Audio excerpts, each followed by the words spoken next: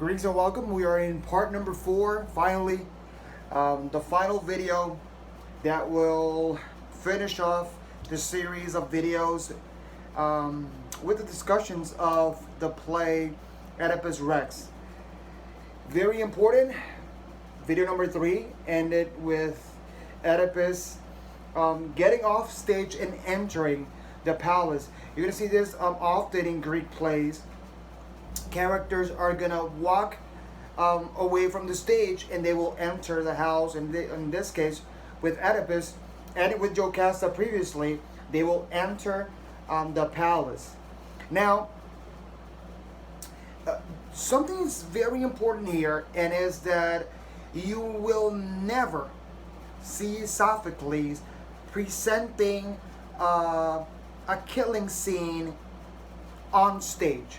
Regularly, the person that will come and reveal or point out what actually happened will be through the speech of a messenger or the chorus.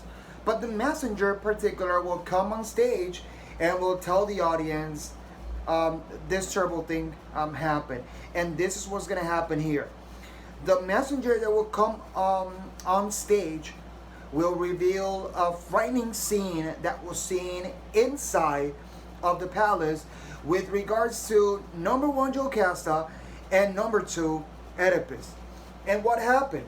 With regards to Jocasta, when she entered the palace, she began crying. And she wanted to just pull her hair off out of frustration, because she knows that she not only married her son, she had sex with her son, but that's not it.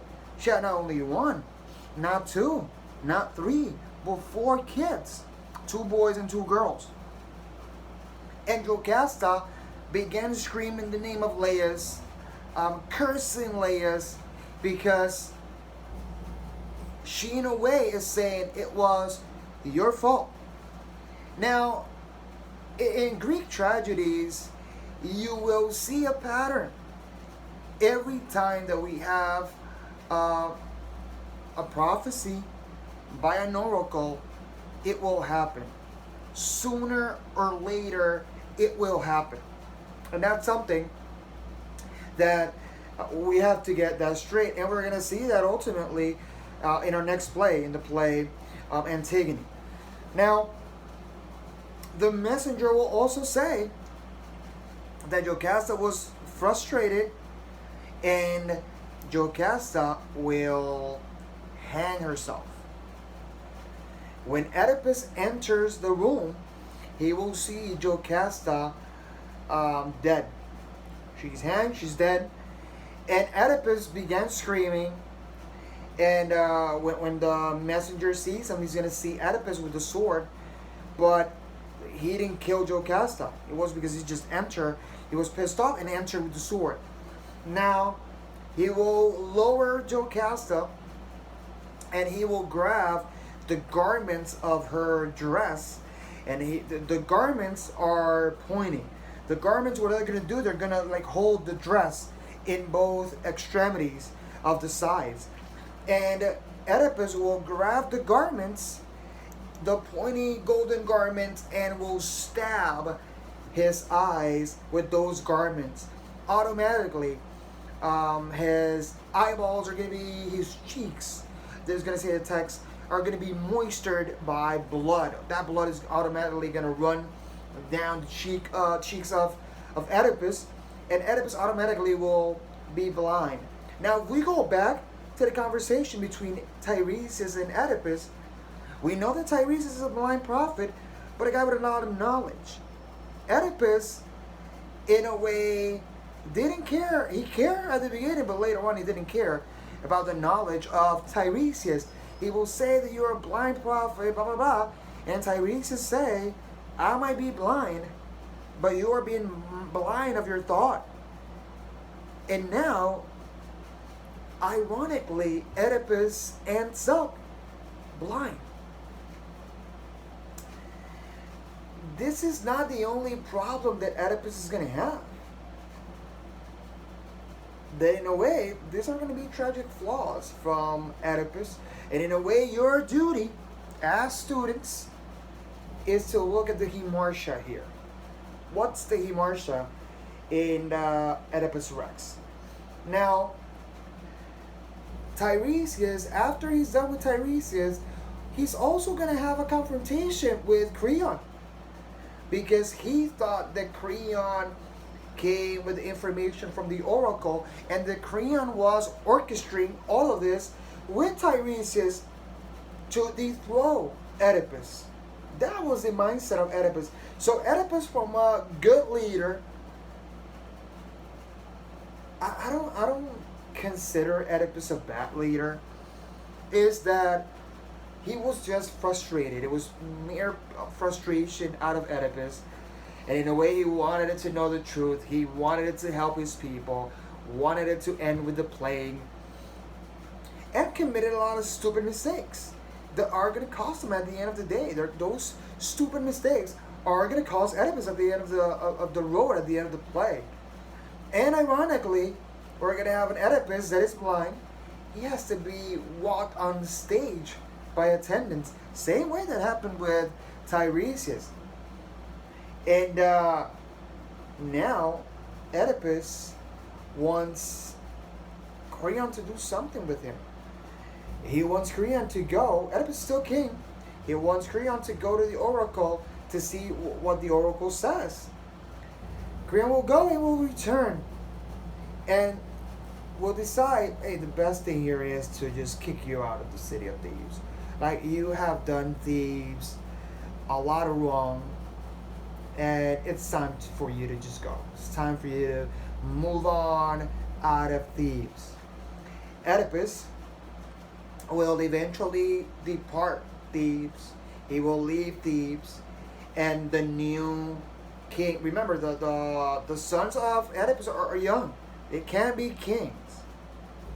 So the one who assumes the throne is going to be Creon. Now, Oedipus is gone. No Jocasta. So Creon automatically will assume the throne. Now, if later on, when the boys are older enough, then they can become kings. In this case, the eldest one is going to be king. Well, let's see how they just move it on. And all of this is going to be explained later on in the play Antigone, how they work that out when they grew older. And the thing here is, we're going to have the uncle of Oedipus and brother-in-law, ironically. By the way, the 4 kids, we're going to have Jocasta. Jocasta is the grandmother of the kids and also the mother, ironically. And in the case of Oedipus, we're going to have the brother and the father of those kids. Is a perfect example of incest. By the way, incest was typical in the Greek culture because of the terms of the land. With regard to the land, they marry their relatives to keep the land, keep that bond of the land. So that's normal in during those times of Oedipus. And so now we're gonna have Creon as king. Oedipus is gone, and the only one who will follow Oedipus will be Antigone. Antigone will go with Oedipus. Oedipus will go to Colonus. So in this trilogy from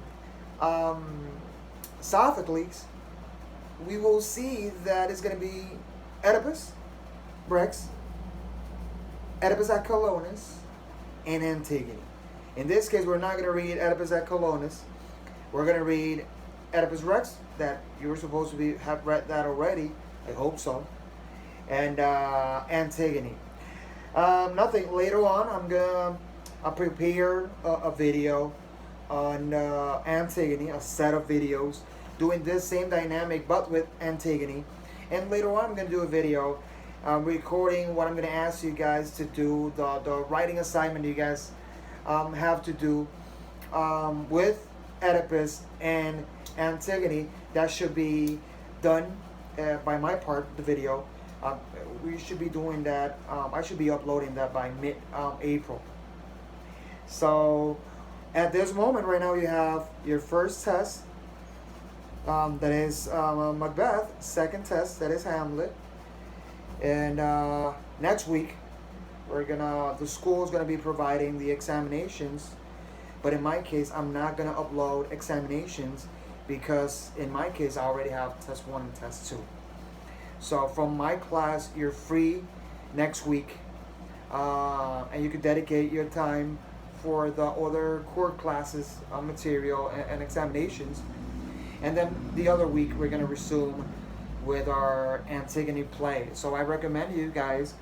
The only duty that I'm gonna be giving you guys, the only assignment that I'm gonna be giving you guys is for you guys not only to read Oedipus but also to start reading Antigone.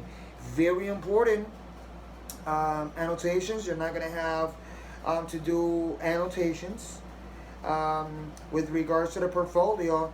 Then we're gonna speak about that to see what we're gonna do with the portfolio grade.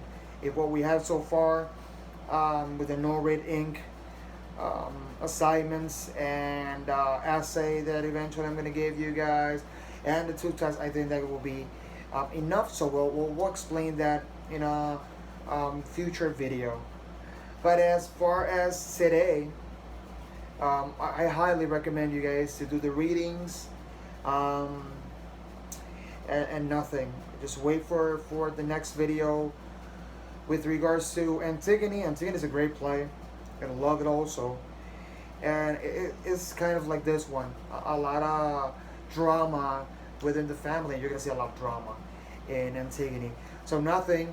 Stay tuned for the video of Antigone. Please, as I have said, and I said in video number 1, stay safe. Spread the word to your relatives, to your neighbors. Stay at home and just be safe. For the sake of all of you guys and your loved ones, be safe. A lot of people have died throughout the world.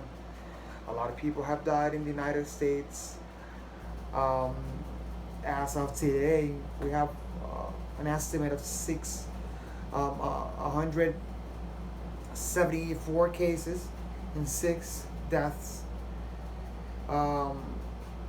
This pandemic, this disease doesn't discriminate social class, ethnicity, sex,